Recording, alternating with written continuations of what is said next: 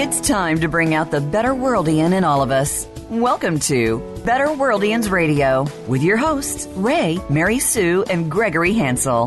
BetterWorldians Radio inspires you with the people and ideas that are making the world a better place. You'll hear how small acts can make a big difference every day. Now, here are Ray, Mary Sue, and Gregory. Hi, welcome to BetterWorldians Radio. BetterWorldians Radio is a weekly broadcast whose mission is to uplift and inspire you to make the world a better place. I'm Ray Hansel, joined today by my co-host, Mary Sue Hansel. BetterWorldians Radio is brought to you by BetterWorldians Foundation, a 501c3 nonprofit whose mission is to make the world a better place by encouraging the very best in everyone. We believe it's essential to plant flowers and not just pull weeds, so we focus on positive thinking, positive values, and positive actions. In short, our vision is to bring out the BetterWorldian in everybody so that we can all make it a better world. Joining us today on BetterWorldians Radio is Lisa Barrickman, author of A Case for Kindness, 40 Ways to Love and Inspire Others. Lisa Barrickman is a licensed professional counselor, certified secondary school counselor, and first-time author. She's a stay-at-home mom and a 2015 recipient of the President's Volunteer Service Award. Lisa is also a graduate of the University of Dayton with a BA in psychology and Loyola University in Maryland with an MS in pastoral counseling. Lisa lives in Westchester, Pennsylvania with her husband Josh and their 3 children. Hi, Lisa. This is Mary Sue Hansel. Welcome to BetterWorldians Radio. Hi, Mary Sue. Thank you so much for having me. I'm excited to be here. We're very excited, too. We were wondering what gave you this wonderful idea to do this 40 Days of Kindness project? Yeah, so when my 40th birthday was around the corner, I just started thinking a little bit about what I wanted to do to celebrate. There are always a lot of great options, but that year of my 40th birthday, there were also a lot of other milestones going on in my life and with my kids, and I felt very reflective. Like I was just thinking a lot about life, and I kept coming back to this sense of overwhelming gratitude. Not that everything has been perfect for sure, but that just thankful for life, and I wanted my birthday celebration to reflect that gratitude. So I initially thought about doing a family mission trip, to do something with all of us, to kind of go someplace and do a service trip instead of a vacation. But my youngest child was only 6 at the time, and we weren't having much luck finding anything that suited us. So I tried to think of something that I could do that was simple and from home and kind of fit into our crazy lives at the time. And so I just had an aha moment one day and thought about 40 Days of Kindness, and it really ended up being so much more profound than I could have imagined that it was when I decided to do it. Yeah, it was just such a great idea. I remember reading in the book where someone did such a nice act of kindness for you in an airplane when you had an infant, and I wonder if that gave you some thinking about this.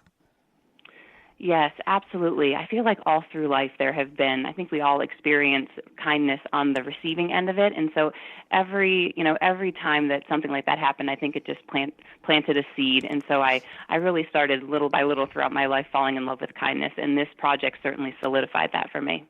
You know, I really love the chapter you have in your book about the much needed subject, kindness while driving. Can you share that? Can you share that story? Yeah, sure. So my birthday is at the end of March, so most of my project happened during the winter. And so this particular story was right after a big snowstorm. We had gotten bombarded with snow, and it was one of those first days when, you're back on the road, but there were mounds of snow everywhere. And, narrow residential roads, you could barely get 2 cars through. So I still don't know exactly what this driver was doing or why, but she was trying to turn around on one of those roads. So I had kind of gotten stuck there waiting for her, and it was a long process where she would go forward and then turn a little bit and then go backwards and then turn. We were just kind of stuck on this road, and I could just feel myself. I'm sure you could probably relate. Sometimes on the road, just feel myself getting anxious and angsty and a little annoyed by what was going on. But I was about halfway through my kindness project at that time, and I intentionally thought to myself, all right, you're you're in the middle of this kindness project. This can be your act of kindness today. Just take a deep breath. And I wasn't too far from her. She could see my face. So I just smiled and waved and, just decided that I was going to just bear with her. And it made such a difference, for me and for her. And before I knew it, I was, back on the road, and it wasn't so bad. But if I had gotten myself all worked up, I think it would have certainly affected all of us. And it did get me thinking about how many things we can do on the road to be kind to each other, and also the idea that there are so many things we can do in the course of a day that we don't have to leave the path that we're on. We're all driving, or we're going wherever we're going during our day, and without even veering off of that, we can show love to other people very, very simply and in uncomplicated ways. That's great. And I also read that the subject of forgiveness came up in your book, and that you mentioned it was a gift of kindness to ourselves. I thought that was great. Tell us ways to start having, forgiveness in our journey. Yeah, so I think, of course, forgiving another person or even owning up to something and asking for forgiveness, that's a wonderful way to show kindness to other people. But I also think that a lot of times we can get so stuck by not forgiving other people that it doesn't always have to be about absolution or acceptance. Like saying that I forgive you doesn't mean I'm okay with what happened.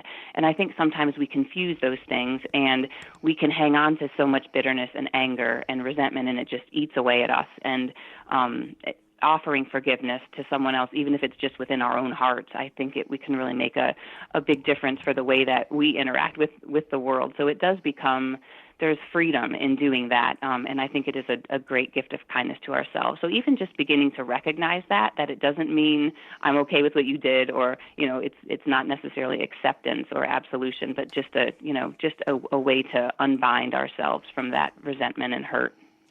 So nice.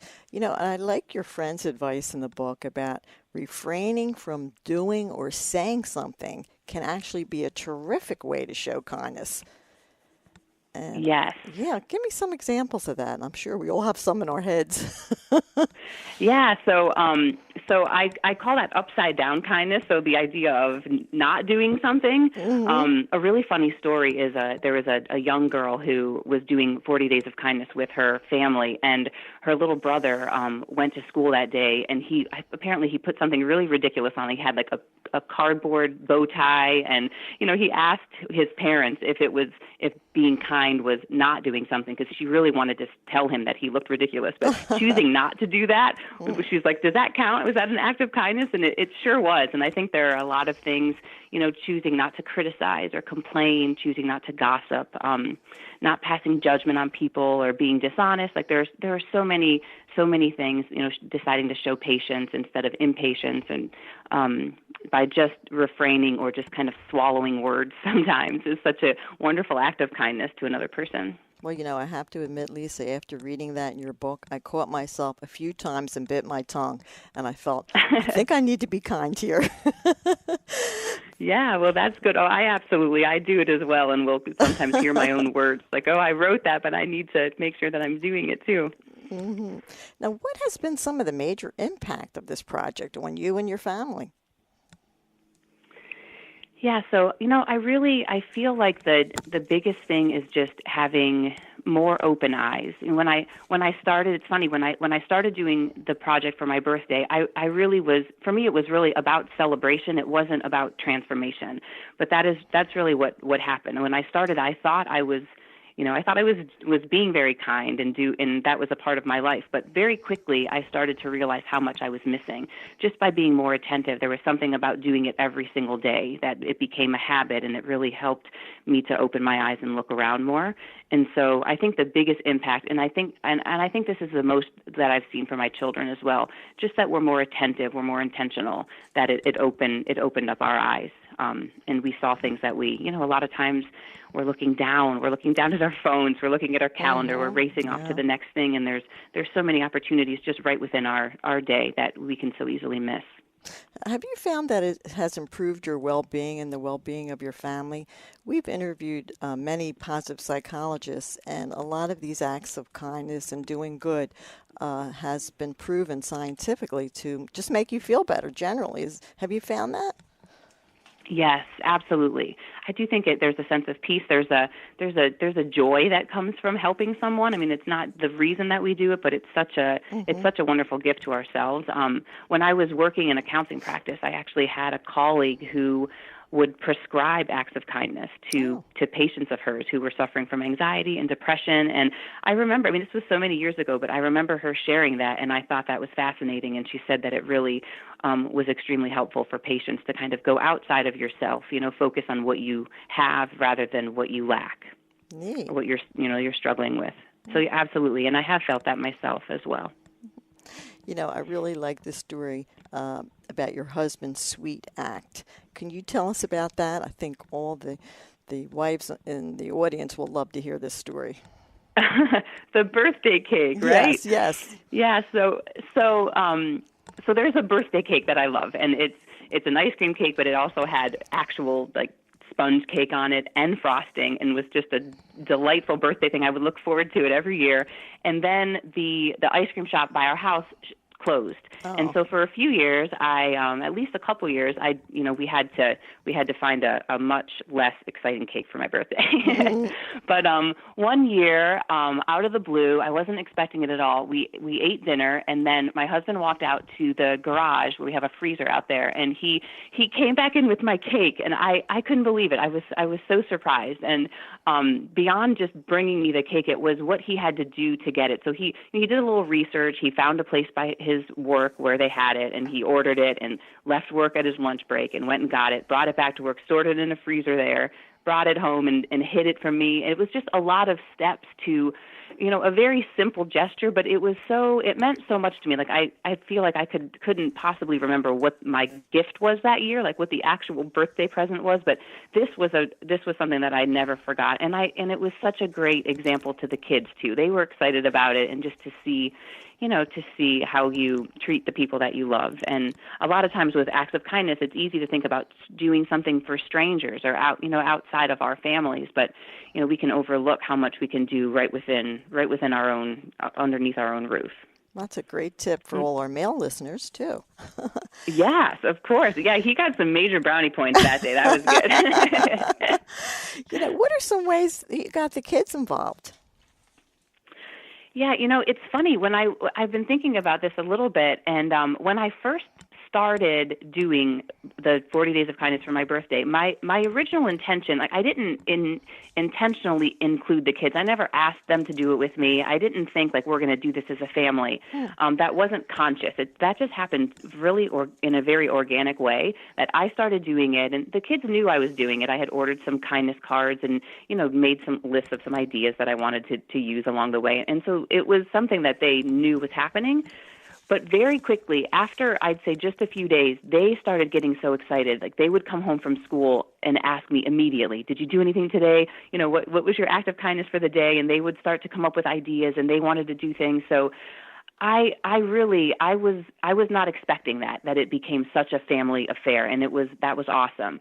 And so I think just getting the kids involved, the first thing is just starting to do it, and it's so infectious that was really the very first. I talk about the ripple effect, but that was the first ripple, was from me to my family, and it was really neat to see that. And I think kids really enjoy it, and just giving them, they just need a little bit of some ideas, or you could make a kindness jar and brainstorm with them ideas of ways to spread kindness, and maybe put them on slips of paper, pop them in a jar in the kitchen or something, and then they can pull one out. And so it's just a little bit of guidance, or having ways for them to document what they're doing, over the course of the 40 days.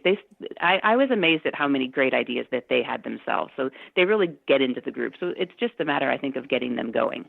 Yeah, that's just a beautiful idea. I can just see the twinkle in their eyes doing these, coming up with the ideas, and then seeing it follow through, and see how it's, really helpful in whoever is the recipient of that. Yeah, for sure. And just seeing that there's so much that they can do. There's no age limit on it. It's anyone really can do it. Mm-hmm. Can you share a favorite or the most memorable story, that you felt from this project? Yeah, so the one that's on my mind right now, since we were just talking about the kids, it involves my my youngest son, who is now 9, so he was just in kindergarten at the time when I did this. So he was in half-day kindergarten, so he was with me in the morning. So he really experienced a lot of the things. We did a lot of it together.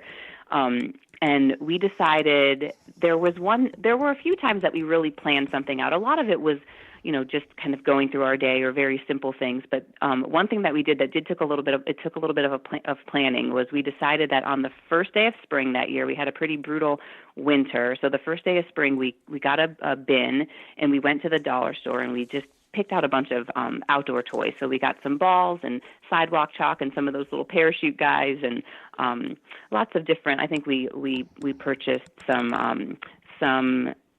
bubbles and those kinds of things that anyone could do at a park. Mm-hmm. And then we went to a local park, and our plan, we put a little sign with the basket that said, "Happy Spring, have fun, help yourself." And then we put one of our kindness cards in the bin.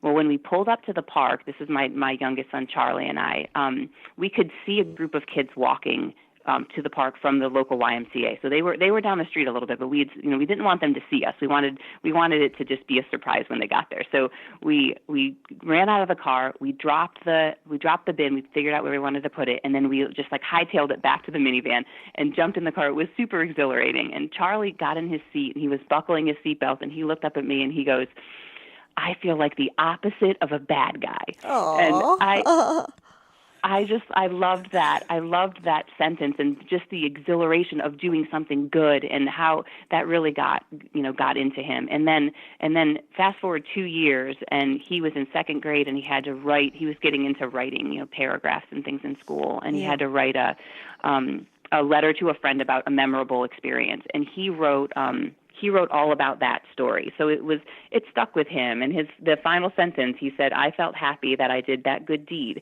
And he just really, I feel like it was something that was memorable and a beautiful thing that he'll carry with him in his life. So it just kind of started to get into their souls.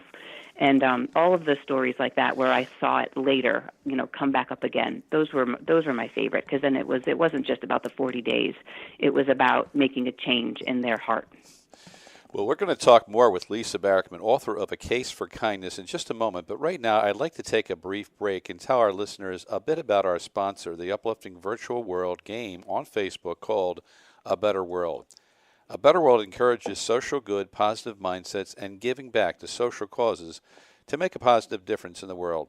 Players do things like share acts of kindness, express gratitude, send get-well notes to real-world sick children, and so much more. Each month, The Better World partners with a different charity and challenges game players to do a certain number of good deeds within the game. When they do, A Better World releases funds to the monthly charity. This summer, they partnered with Miracle Foundation. When game players reach the Do Good goal for the month, A Better World will release funds to provide a month of meals for 40 orphan children. You can find out more at betterworld.com. Now let's welcome back Lisa Barrickman. Hi, Lisa. This is Ray Hansel. Hi, Ray. How you doing? I'm good. How are you? Very good. I've been listening to the show, and as I mentioned to you before the show, I sort of uncovered the book, and it was a real jewel, so I appreciate the work that you're doing. It's really great work. Thank you. Now, so for many, many people, starting a project like this, can seem a bit daunting. What would you say to someone who feels like they don't know where to begin? Yeah, I mean, I can certainly relate to that, because I feel like when I started myself, I was feeling a little daunted and thought like, oh my gosh, I wonder if I can do this every day. And then once I got started, it became very clear that there really were so many ideas during the course of a day. I would say to someone who is thinking about it or feels a little overwhelmed by the thought of 40 days is just to start with one day. Like even if you commit to one day and just say to yourself that you're going to keep your eyes wide open that day and try to don't even go off your path. Just do your day. And I think it will become, clear that it's something that really is very doable. And there are so many different options of showing kindness. You can do big things or small things. They can be free. They don't have to cost any money at all. I think we can find things that fit right into our own needs and our own schedules. Yeah, so often we found that if you keep your antenna up and you're not necessarily planning to do anything, you haven't put it on an agenda, and somebody sort of approaches you. It could be somebody on the side of the road or a homeless person. and you keep your antenna up, you can take advantage of the opportunity to do something spontaneously. Yeah, absolutely. And it's all around us. It's amazing. Now, you have so many great pay it forward ideas. Would you give our viewers, our listeners, a few just to get our listeners started?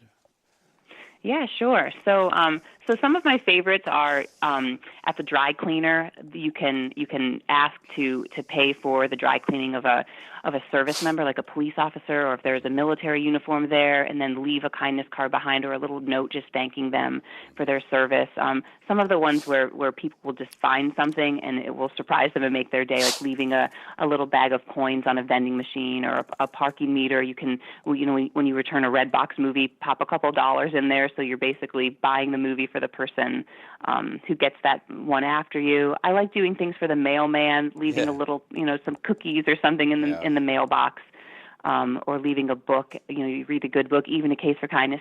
If you read a good book, you can leave it when you're finished at a bus stop or in a waiting room. And another one of my favorites is just a heartfelt letter to someone who's impacted your life. Those are some of the ones that stick out. Right. That's great. So what ways can we give our time and talents as well as money to others? So I feel like we underestimate the value of our time. A lot of times with our busyness, we can we're running around and maybe, overlook the opportunities to just spend time with friends and family, or just even sometimes a stranger, like sitting down and having a conversation with someone instead of running off to another event or something else on our calendars. And then our talents, through anything that we have that we're good at, we can share that with another person, whether it's music or cooking or gardening, maybe tutoring someone or coaching. A lot of times, maybe we have great computer skills and we can help someone who's a little technologically challenged, or through write a poem or a letter to somebody. I think there are lots of ways that we can reach people through the gifts that we have. I guess once you get started, it begins to build on itself. Yeah, absolutely. Now, how has your faith been affected by this experience? Oh, wow. A great deal. I feel like throughout my 40 Days of Kindness, when I was doing the project, I would often pray for God to put me in the right place at the right time, to have Him help to guide my day. And so that became a faith builder in the sense that I was taking Him with me and a little more aware of, just being in prayer constantly, really, and not just, in the morning or before a meal. It became more a part of my everyday experience with God. And then really, I will say that the biggest impact on my faith was taking this project from being, in my very private journal and writing about 40 Days of Kindness. And even in my family, it wasn't something that we shared with anyone. It was just something that we were doing ourselves. And then to hear where it's become a book.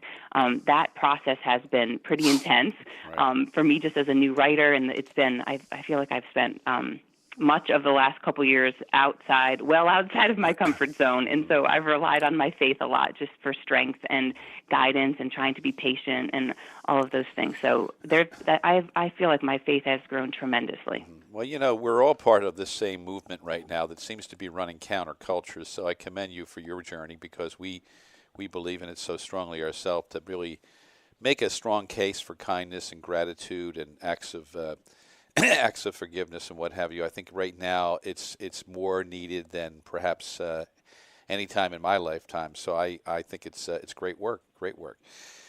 Thank you. You're welcome. Now I know the book also has a website, acaseforkindness.com, with many resources available for launching a kindness initiative. Can you tell us a little bit about that and what's available?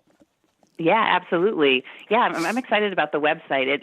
If somebody wants to do a kindness initiative by themselves or with their family or even with a group of people, with a church, with a school, however big or small the initiative is, pretty much everything that you need to do that is right there on the website. So you can go on to acaseforkindness.com, and you have to put in your email address to receive a kindness kit, and then what you would receive in the kit is a kindness to go list, which is a list of just quick ideas.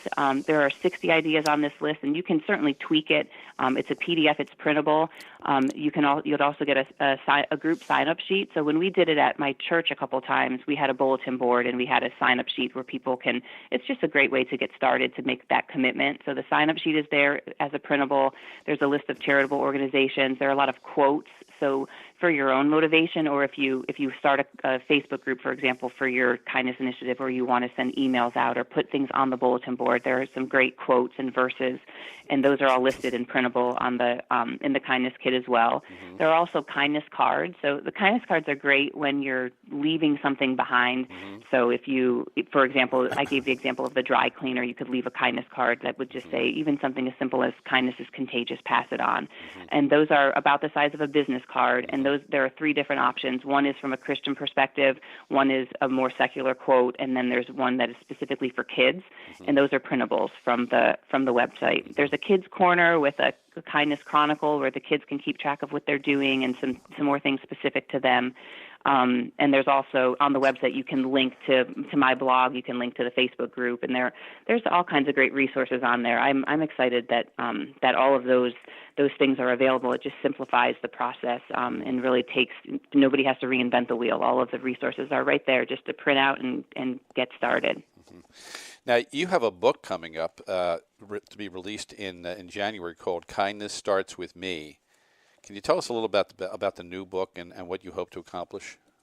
Yeah, sure. So it's actually it's a journal that will complement a case for kindness.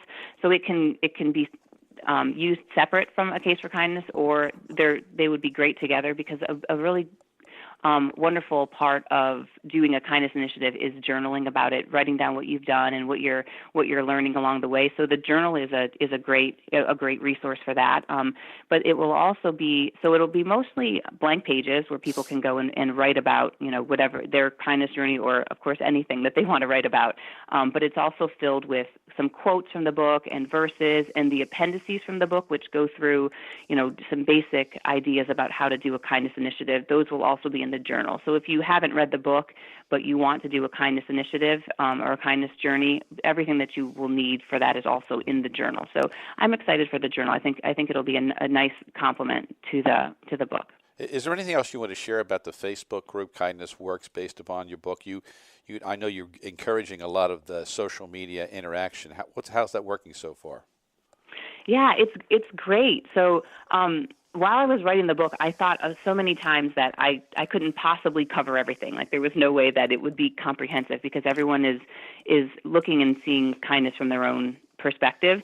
And so the Facebook group fills that gap in so beautifully, because anybody can go in there and write stories about kindness, things that they're doing, things that they see, or ideas. There's a lot of inspirational quotes and videos that people are posting. So it's really just a positive place for everybody to go and post, or just to read things and hang out. And it's I feel like it's the opposite of so much of the darkness that we see on the news and things like that. So it's a really great it's a great opportunity for people to really just experience kindness. That's terrific. Absolutely fantastic. So I asked this question, or we asked this question at every conclusion of every one of our shows, and I'm going to ask you, how do you feel that your book and this entire kindness movement makes the world a better place? In a word, I would say that it's empowering. I think that we all want to see some changes in the world, and we want the world to be a happier, lighter, brighter kind of a place. And sometimes we feel very powerless. We don't think there's anything that we can do to change it. And I think through so many simple things, if there's enough of us creating ripples and shining some light on the world, I think that we really can make a difference. And a simple project like this is empowering. Mm-hmm. Absolutely. Yes, indeed, it is. And for our listeners, you can learn more about Lisa Barrickman and the Case for Kindness, 40 Ways to Love and Inspire Others, by going to acaseforkindness.com. Lisa, thank you so much for joining us today on BetterWorldians Radio. Thank you so much for having me. I enjoyed it. You're very, very welcome. BetterWorldians Radio is brought to you by BetterWorldians Foundation, a 501c3 nonprofit whose mission is to make the world a better place by encouraging the best in everyone. We believe it's essential to plant flowers, not just pull weeds. So we focus on positive thinking, positive values, and positive actions. In short, our vision is to bring out the better worldian in everybody so that we can all make it a better world. But we can't do it all without your help. So donations support our Better Worldians Radio podcast, as well as to our Peace Begins Kindness movement to encourage kindness, decency, and civility online. Go to betterworldians.com and become a part of this important mission. And until next time, everyone, please be a better worldian.